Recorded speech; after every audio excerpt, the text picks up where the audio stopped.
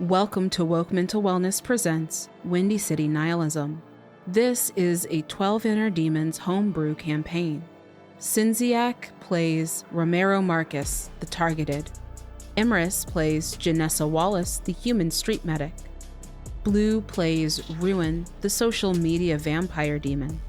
And Cassie is the Storyteller, playing the NPCs and the rest of the world. Windy City Nihilism is an urban horror podcast series. We do not shy away from touchy topics in the politics of horror, mental health, games, and life as a person of targeted identities. Series-wide content warnings include violence, manipulation, state surveillance, police, player conflict, gentrification, racism, unwanted romantic gestures, anti-Blackness, sexism, tension, body paralysis, trauma, monstrous forms, complicated relationships, sex, toxic work environments, death, hopelessness, blood, Eldrich horror, colonization, and existential crisis and dread. Please take care of yourself as you listen. And remember, hope and resistance do best in community.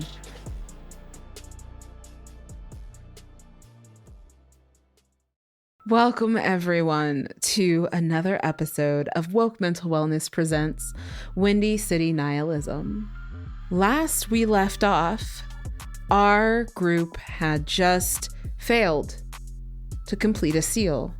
The outcomes of that and the repercussions were a fractured party off trying to maintain their day-to-day life and finding that the changes in the world were also really starting to affect their day-to-day lives at work and with each other.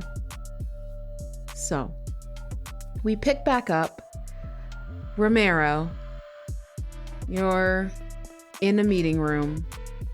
People are still filing in, but this is a big meeting for something that wasn't planned.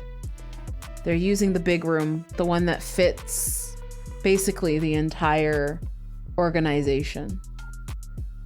The event room. There's even a podium that's been set up. How are you feeling? Given information previous, not especially great about this meeting. As they have indicated, they're trying to pivot toward making our org somehow not confrontational. But given the work that we do, it's hard to do that without hurting people. So thinking currently about what exactly it is that they are going to try to cut off or target. And I think at this moment, hoping that someone has the good sense and decency to say something. You sit. More people funnel in. They take seats, department by department. Some people you recognize, some people you really don't, because this organization, it's gotten so big from what it used to be and does so much important work. Once everyone's in the room and the trickle of people through the door stops, it's quiet. The tension keeps people from greeting each other and interacting like they normally would. It's the buzz, the goddamn fluorescent buzz of those lights lighting this room, waiting for what you know and what most other people don't know may be an absolutely devastating set of announcements. The silence becomes broken by the click-clack of heels and the soft thuds of dress shoes on the linoleum tiled floor. The board, or at least a few members of the board, walk in. The men in suits or just shirts with ties. The singular woman, Anna, you know her well. You used to work so closely with Anna, a mentor of sorts to you. She's in a skirt suit, blue, a powder blue skirt suit, pencil skirt with a cute white top underneath. Her hair straightened and blown out. Just slight waves, the kind you get by doing a loose nighttime rollers. They walk out and they take their places. They're not sitting. The board is standing. The managers are seated in front of most of the rest, closest to the boards, and everyone is tense. For a moment, that silence, absolutely laden with worry, frustration, maybe even hints of anger as the same building upset in the city makes itself felt in this room. The willingness to start some shit.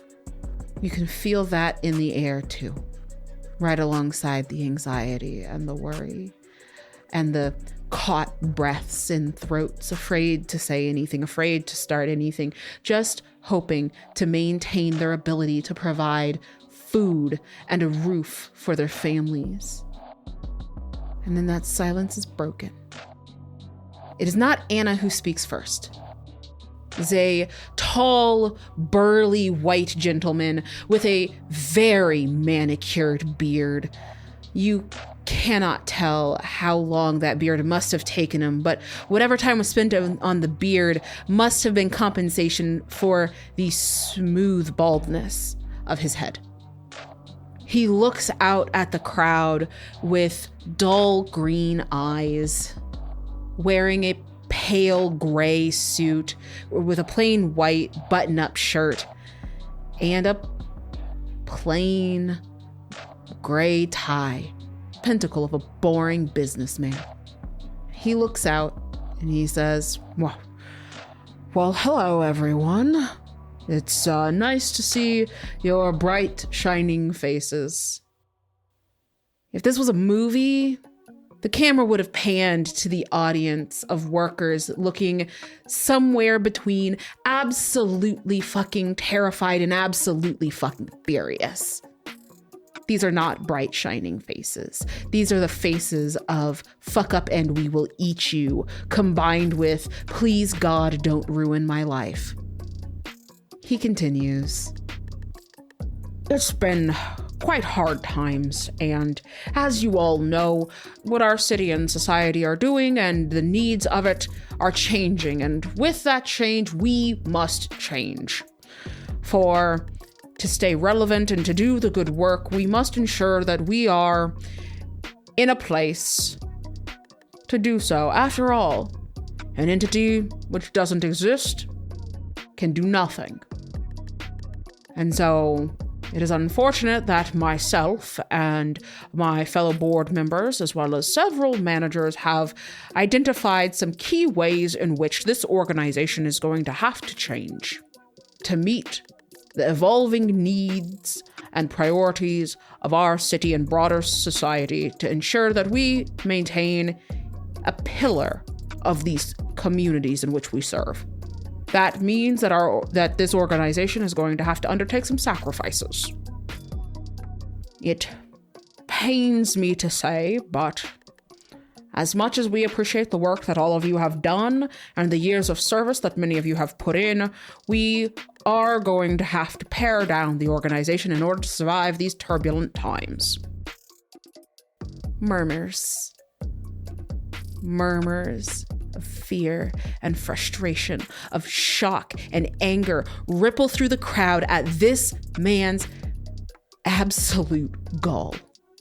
In his plain suit, with his plain face, with his manicured $1,000 beard, telling this group of low-paid community workers that they will have to sacrifice.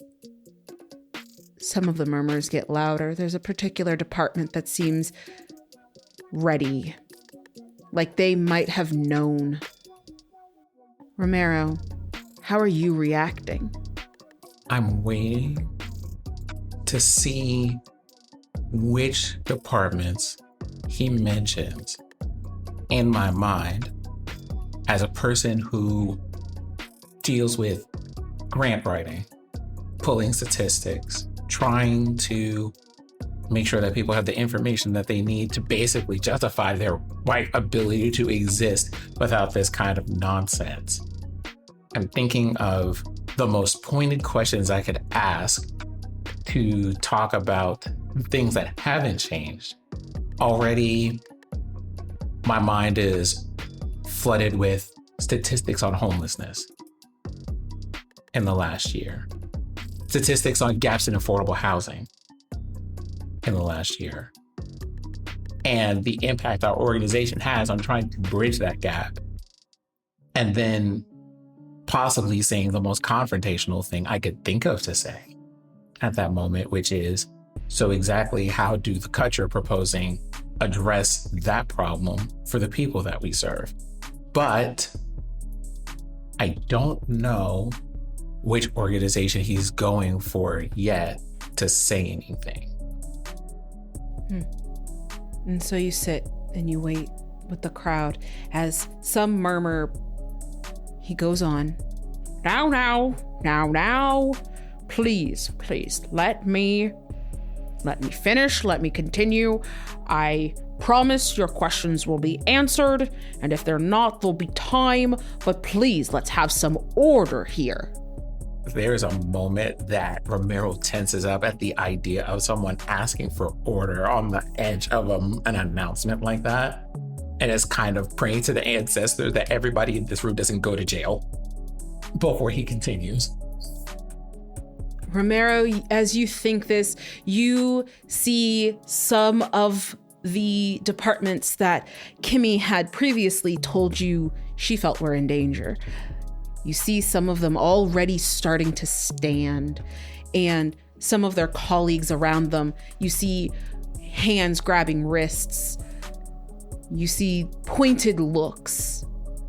The atmosphere of we will tear this man apart before he can do so to our community, mixed with please just sit down, warring through the crowd. But this is a nonprofit organization, a place of business, a place of work. Everyone sits back down as he continues. Now. So, the leadership, the board, the managers, the CEO, and other stakeholders, in collaboration with discussions with the city and other funders, there are some departments within this organization who are simply not providing the sort of return on investment that we were hoping to see. As you may have noticed throughout the city, there have been a lot of developments and initiatives such as Buy Back the Block and other repatriation sorts of initiatives simply are not as effective as we had hoped they would be, and thus we plan to disband them. The hope, the hope here is that those who are able and qualified will be able to be moved into a different department that is doing work that has a bigger impact and return on investment that is more appealing to funders and in line with the state and the federal government, really, with their new priorities. At this moment, Romero hears, like, the room takes a muted quality, and Romero can hear the movement of blood in their heartbeat in their ears. As your heart beats, this man's voice just continues in the background. And at the rising of tension, when it is so loud he can barely hear anyone, Romero says, I have a question I would like to ask, almost too loud. It's sharp for its volume because he cannot hear for a moment how loud his voice is. The background noise of this man's voice ceases.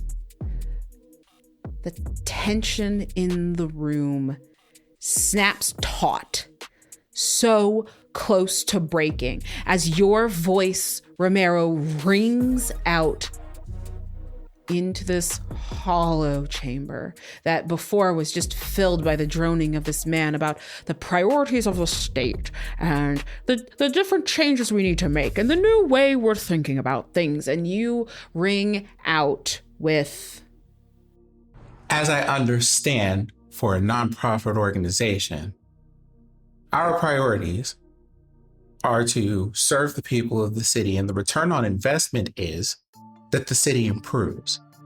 There is currently a gap of 119,000 affordable care units.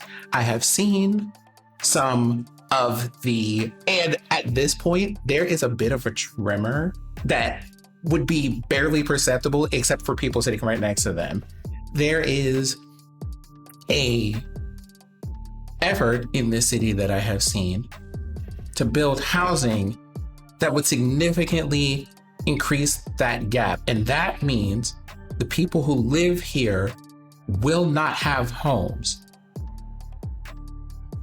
Exactly how does your plan here address that problem? Because currently that problem is being addressed by people in this, and I point at the buy back the block people, these people in that corner of the room who have seen that gap shrink by at least currently, and I go through the laptop I have at the desk, 19,000 units over the last year. and someone from over there, from the housing department, specifically someone on the Buyback the Block team, shouts out, 3%! And now the murmurs have shifted. Mutterings of approval to what you're saying. More people calling out different numbers. The way in which they have done so much good work, only to now, with all of this gentrification, we can see it with the tension tight throughout the entire, not just neighborhood, but the city, the country. If we're talking about return on investment, it is the fact that between the grants that we write and the work that we do, that this nonprofit, and I would like to emphasize, nonprofit organization turns any kind of profit at all. And we have consistently for the last 5 years. I would like to understand where this is coming from and how it helps the people who live here. And there is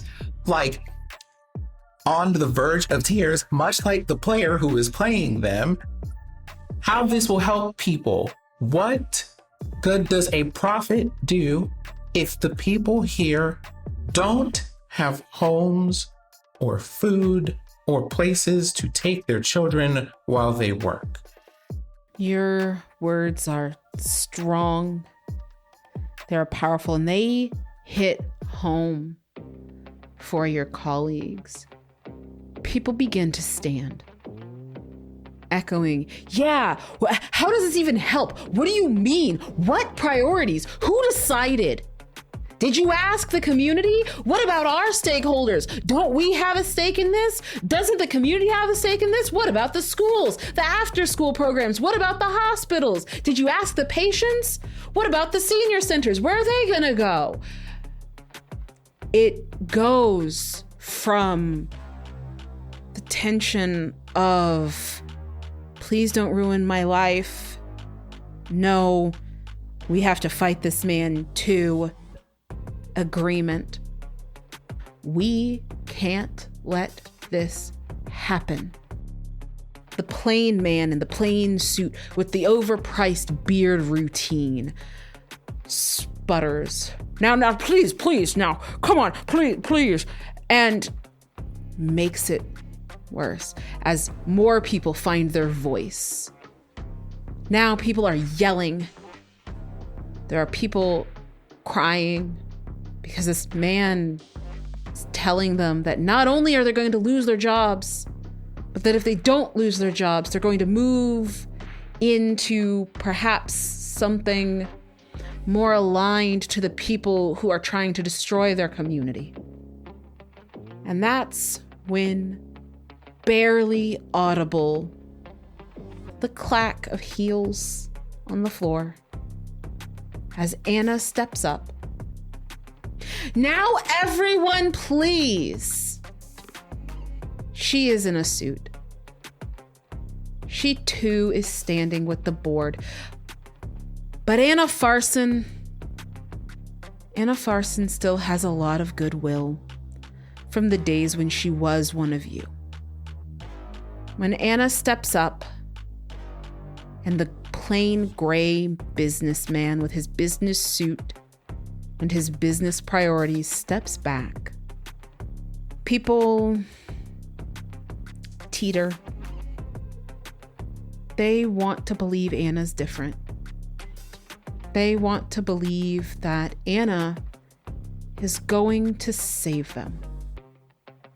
That Anna will say, "We've heard your words, and we're going to go back to the drawing board and do some renegotiating.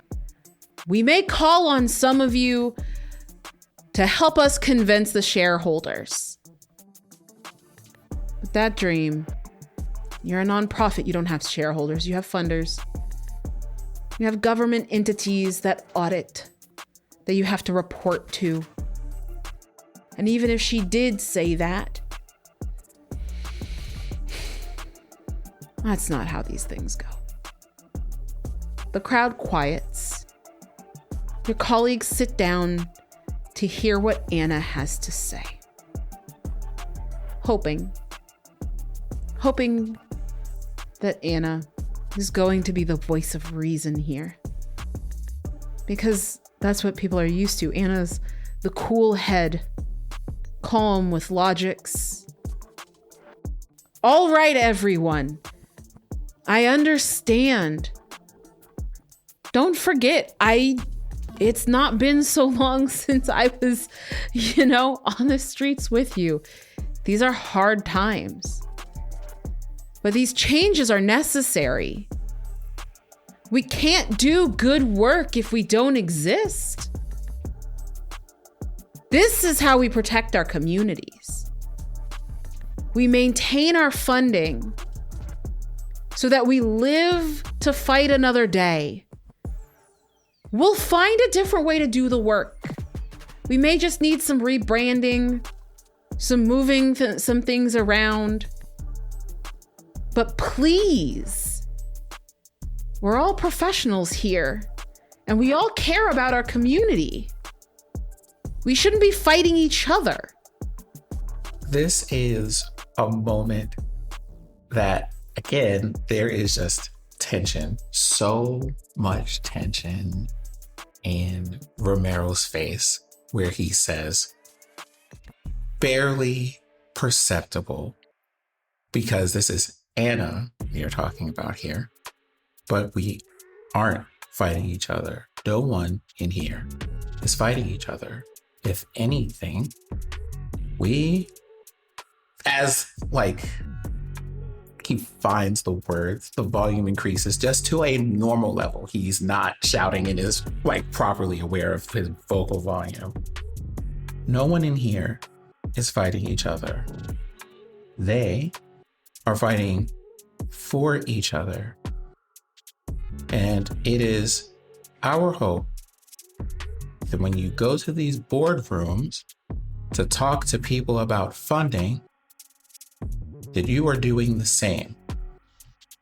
Roll me a TN8 fear test. as you try to stand up to Anna Farson. You have a malice die to this,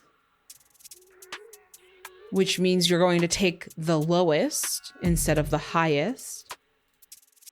If you have anything that you feel you can add, you can also add some bonus die.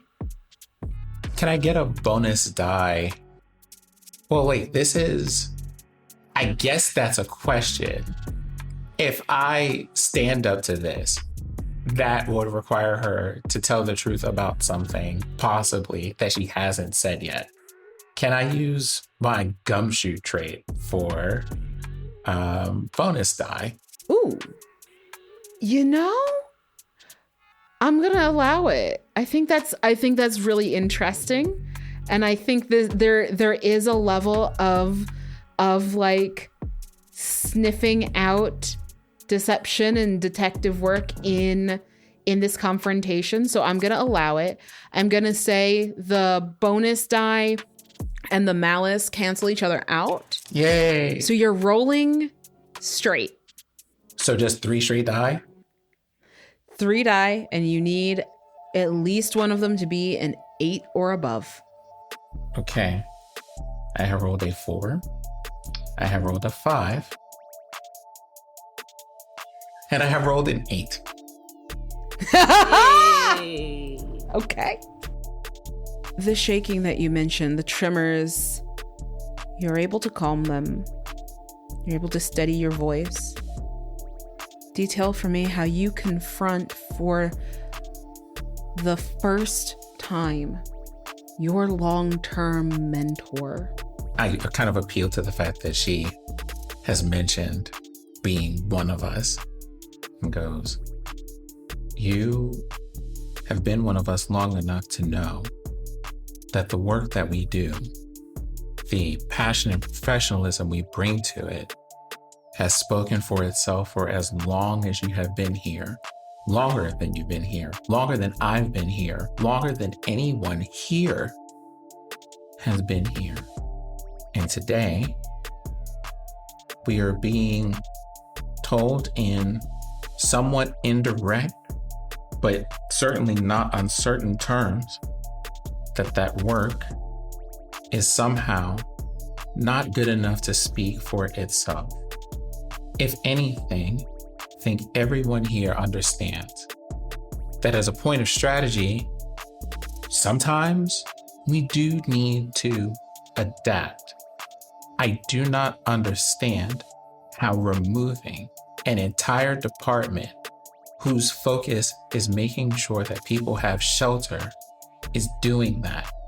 I also don't know how they managed to somehow convince you to see the same. There are cheers behind you, support from your colleagues, and jeers at Anna.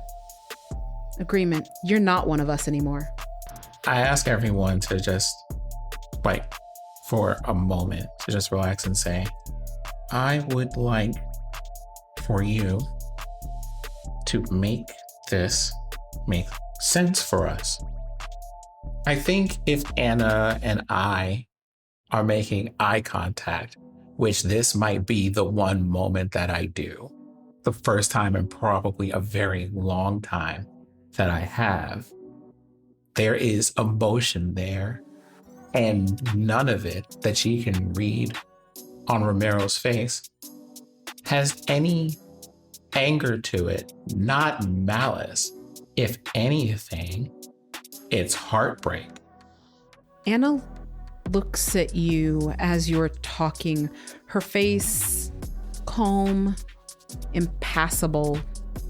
But as she sees heartbreak, not anger, not malice, but heartbreak, something in her breaks.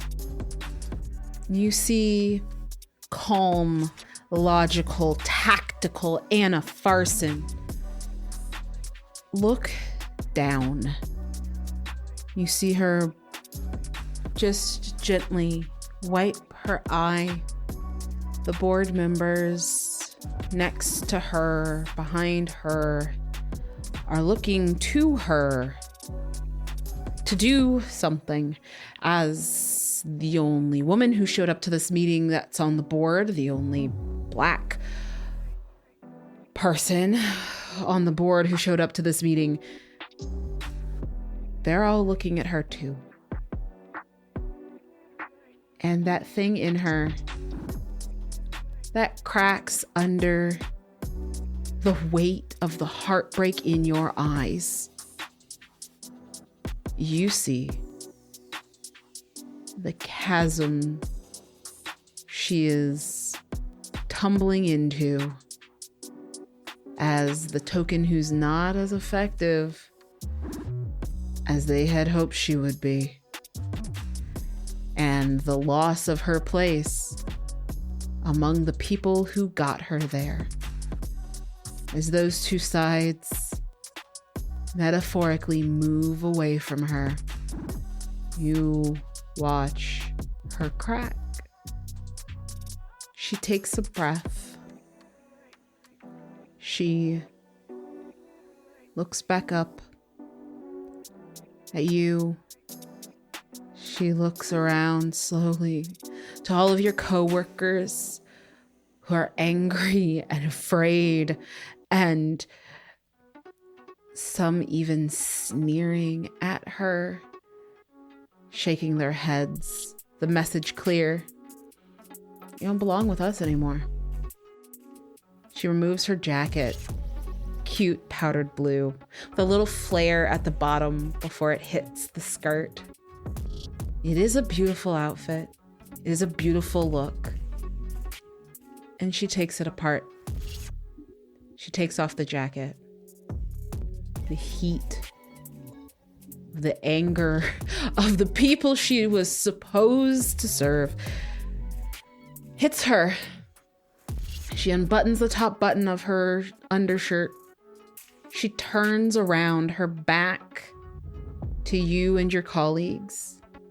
Facing the board, she flings her jacket down at the feet of the gray man, barely perceptible over the murmurings of the others in the room. You hear, "Can't do this. Can't be this person for you anymore."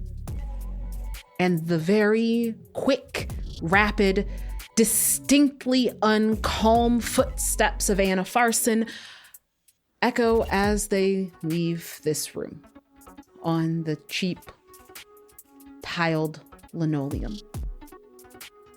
The only thing remaining of her, the powder blue jacket at the bald gray man's feet. He speaks up. "Well, we will reconvene at another time. All decisions are on hold until further evaluation. We'll address this at another time. Until then, continue your work." I feel that some people at this point, just like listening to it, were just like saw Anna leave and it was like, well, I guess that's it then. And I've already started leaving when he's trying to say this. Yes. Just like you said, as Anna leaves, other people look around and they start to get up before this man says anything. And his words fall on a crowd that is already in waves, ignoring him and leaving. What are you doing, Romero? Everything feels like a movie. Anna, the person talking, the people murmuring, some cheering, some probably feeling relief, some probably still feeling some residual anger from the fact that this was even a thing in the first place. It all seems surreal. The world around them is moving in slow motion as everyone leaves. He's barely aware of the feelings in his body as they pick up their belongings and pack them. People are probably saying things and he's on autopilot, just giving affirmative responses. And it is at this point that he decides to take a lunch break, because if there's anything that's getting done today, it's not being productive. Romero, you decide to leave for a lunch break, and maybe that lunch lasts all day. Janessa, you're at work. Nico is, to be fair, very efficient.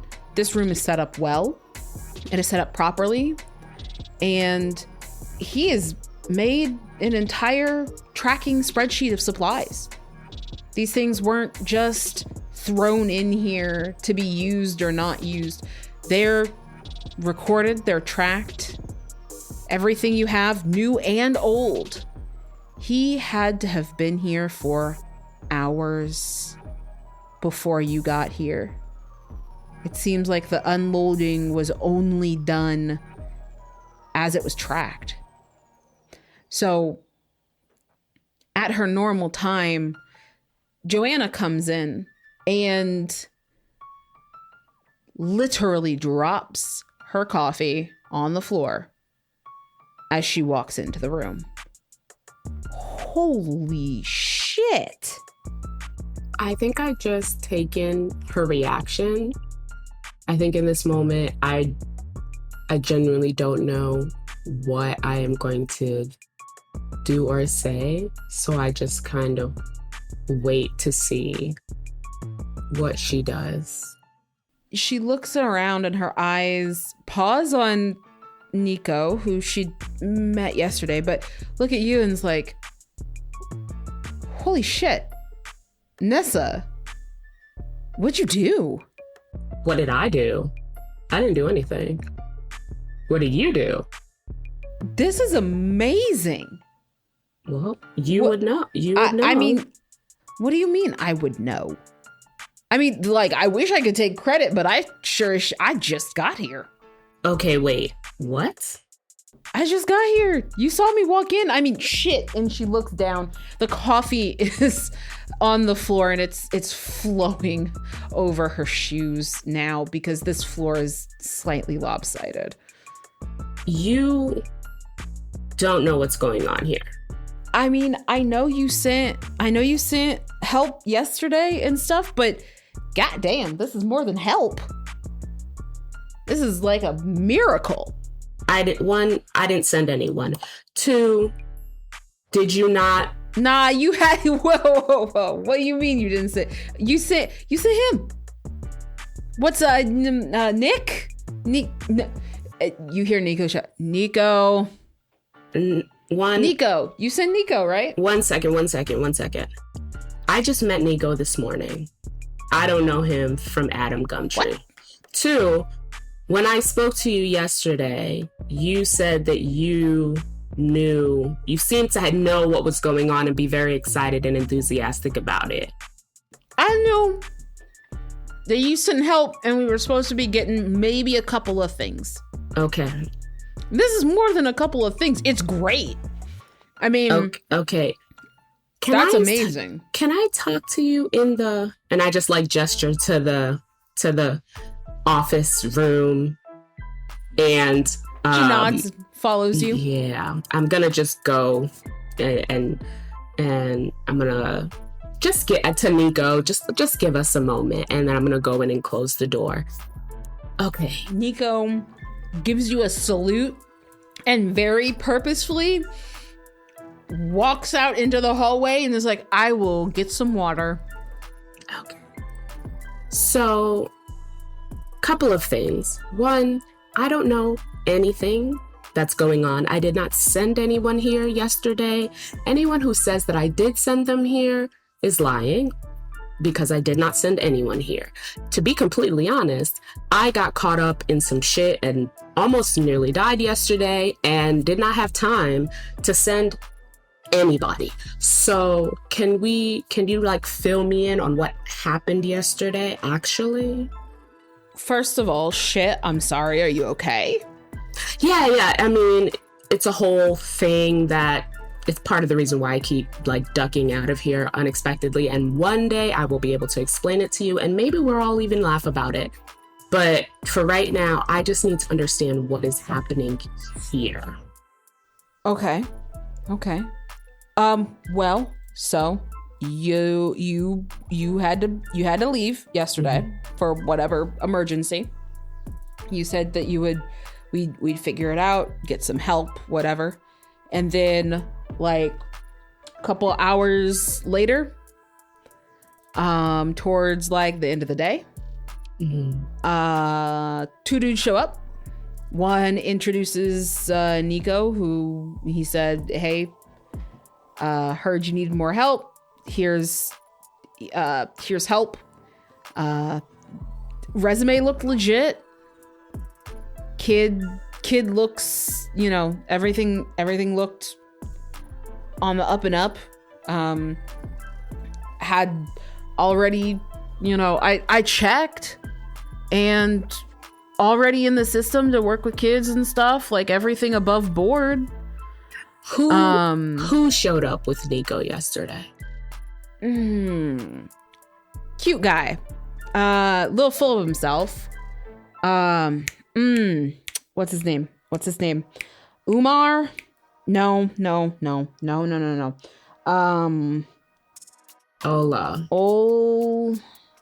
Ola. He said his name was Ola. What else did he say? Said he's part of an organization that helps youth-focused initiatives, and said that he knew you, that y'all were supposed to have a meeting, but it got pushed, but he wanted to make sure that we still got help. So he thought he would swing by. I was like, it measured up. You said you were going to get us help. He said he was help. Guy had the right paperwork, good resume, hasn't graduated school or anything, but that's not required. So said he'd drop off some supplies maybe this morning. I was like, cool. Okay. Our colored pencils are low. And I didn't expect all of this. Grateful, praise God, all that jazz, whatever. But yeah. Is there a problem? Is this shit stolen or something? How philosophical do you want to get? What? Anyway. Well, what? Ola just said he knew me. Yeah. That's it. Do you not know him? I know him, but he and I are not cool. So I just need to know. So why did the guy that you're not cool with hook us the fuck up? Because he's an opportunist. And what he does is that he tries to find ways to make himself look good and feel important. And he doesn't care who he gets into bed with in order to do that. Last I heard from him 2 years ago, when I stopped speaking to him, he was working for the police department. And I ran into him like the other day, and he tried to say he wanted to do this thing with like the kids meeting police officers, and I basically like said absolutely not and left. And so imagine my surprise when I show up here this morning and he's here unloading things. I swear on my mama's grave, none of that was discussed. I didn't sign nothing about no cops. Didn't hear nothing about no cops. I know you know how I feel about cops. The only thing that I signed was saying that we talked. I agreed he could drop off some supplies. I read everything, said nothing else. Name wasn't even on it. No request. You remember how when that cola organization wanted to said that they wanted to help us redo the basketball court, but then they wanted their name all over it, and they wanted to be able to take pictures of the kids and post them and that whole thing. And so we said, no, you remember that? Yes. None of that included here. Name's not even on this stuff. It's all anonymous. In fact, he insisted on it. Here, hold up. She goes over to desk and pulls out a paper and hands, and it's a copy. She hands it to you. I definitely look it over like so in detail, like so meticulously. Joanne is silent as you look this over, and she's not wrong. It's agreement saying that some supplies would be dropped off for the youth program, asserts that Joanne is authorized to sign for them as one of the persons running the program, and that the donations would be given under the condition of anonymity, and should questions be asked, that it not be publicly known unless for some reason there were some legal situation requiring disclosure of that. And then it's got the name of Ola's organization as the disclosure entity, should that need to be disclosed. What's the name of the organization? The name of the organization is Project for a Better Future and Youth Lives. I hand the documentation back to Joanne. I don't trust him. I don't. And I have my reasons for not trusting him. And I just want our kids to be okay. I don't want them to get caught up in some PR stunt bullshit that he's a part of. If this is a PR stunt, it's the worst I've ever seen. I've talked to Nico, and maybe it's just me being really, really guarded. But I've worked here for how long? This program's never been properly funded. No one's ever looked out for us. And I knew Ola when I started working here, right? He never seemed interested in supporting this work and supporting this program. It was not big picture enough for him. So yeah, I'm really skeptical, and I don't know how, but I just want to be real careful about what kind of favors I accept from him. Maybe it's not about PR, but I blocked him for a reason. And he still managed to find a way within less than 48 hours to insinuate himself back into my life suddenly.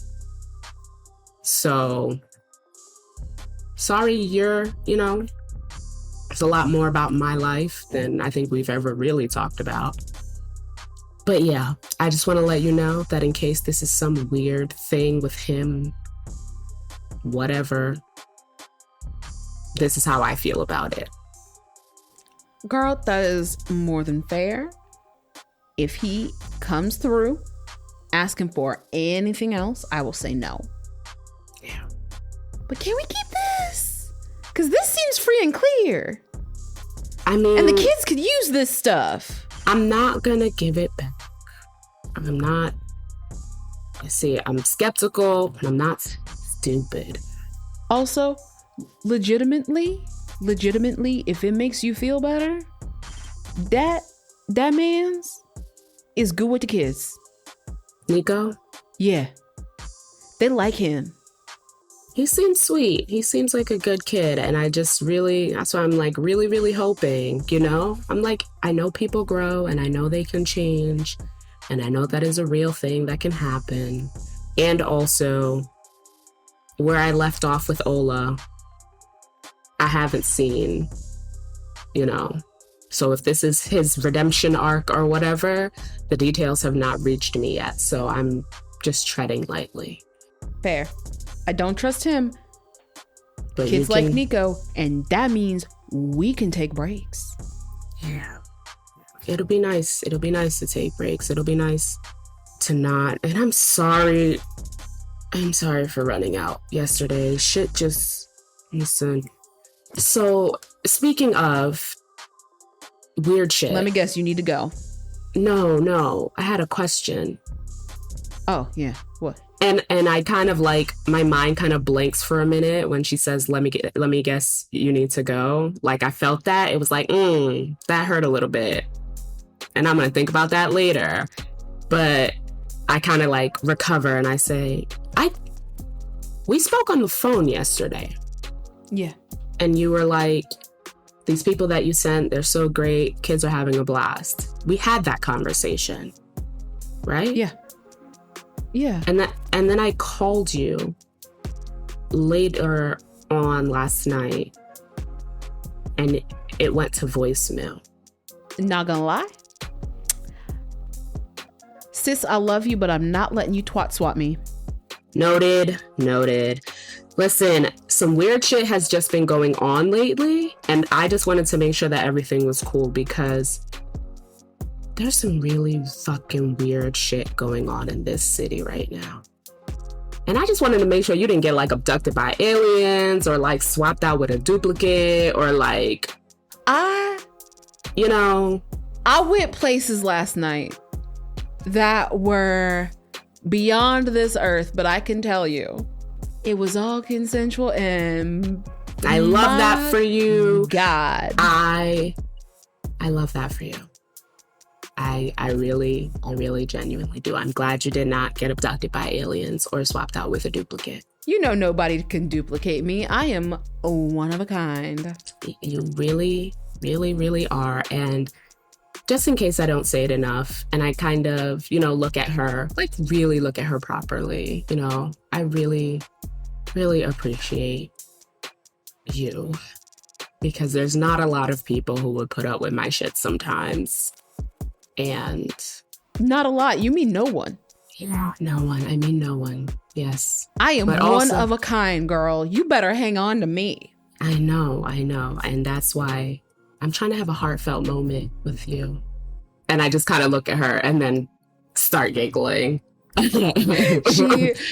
she looks back at you and smiles and starts giggling and comes in to give you a hug. Yes, and I absolutely hug her back.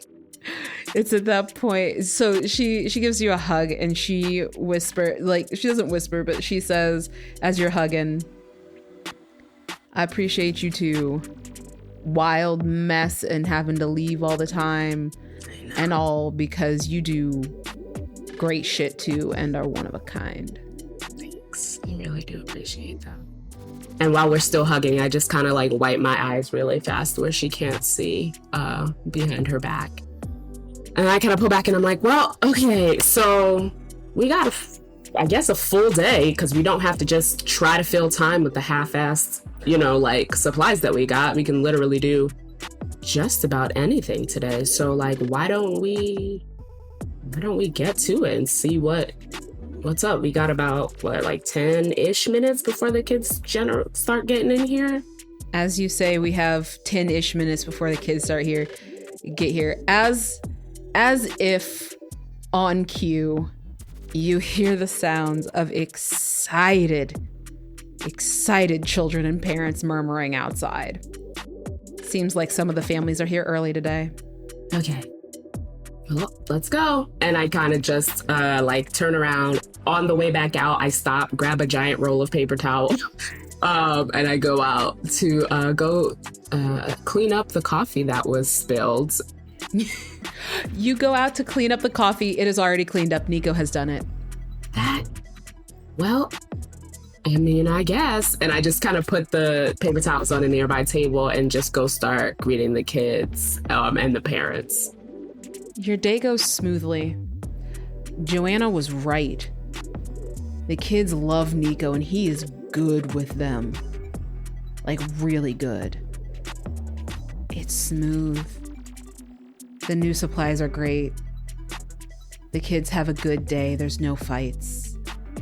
There's tension in the air, but in here, everyone's happy. I'm just like throughout the day, like pausing, looking at the kids, and I'm just thinking. And I'm torn between like being really happy, like that the kids have this and that they have these things that they want. And the part of me that feels such resentment for how easy it could be for them to have this all the time and for them to always have had this, and frustrated that that can't be the case and that I'm in this fucking awkward position of feeling a sense of gratitude to this person who I really don't trust. I really don't trust. And thinking about, like how we fell out and like some of the last conversations that we had and how much he put down work like this and how it just wasn't important enough for him. Those thoughts, they stick with you throughout the whole day. The kids come, you work, their parents come and pick them back up. It's so much easier to do this with 3 people. You clean up. You're actually ready. This place is cleaned up, ready to go, reset, on time for once. You got a lunch break. Joanna ate too. Nico got a break. Y'all weren't dehydrated. But because of that, these thoughts, they keep echoing. And as your workday ends and you head out, you open the doors to the school and there is a now familiar black SUV out front. And that is where we will end this episode of Windy City Nihilism.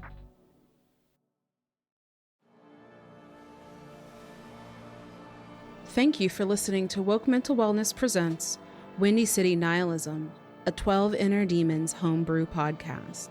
This podcast has been made possible in part thanks to a grant from Diversity Saves.